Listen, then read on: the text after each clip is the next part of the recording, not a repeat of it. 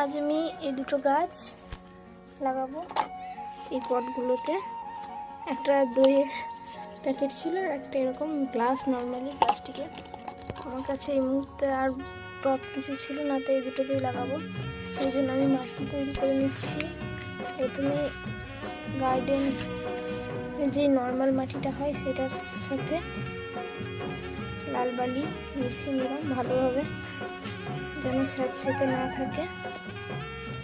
এরপর আমি নিয়ে নেব এখানে গোবর সার। এটা গাছের জন্য খুবই উপকারী। গোবর সারটাকেও ভালোভাবে মিশিয়ে নেব। এরপর আমি এই পাথরগুলো দিয়ে ফুটোগুলোকে বন্ধ করে দেবো। ফুটোগুলো করেছিলাম। এরপর মাটিটা দেবো এটার মধ্যে।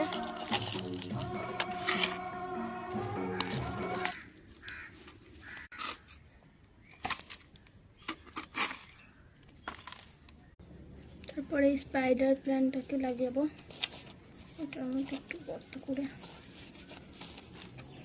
উপর থেকে আরো কিছুটা মাটি দেব।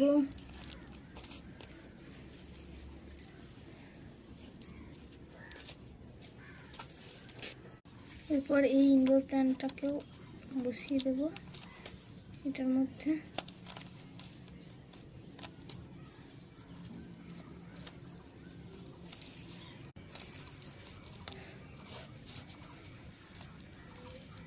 এই যে আমার গাছ দুটো লাগানো কমপ্লিট। এবার আমি এগুলোকে নিচে নিয়ে যাব।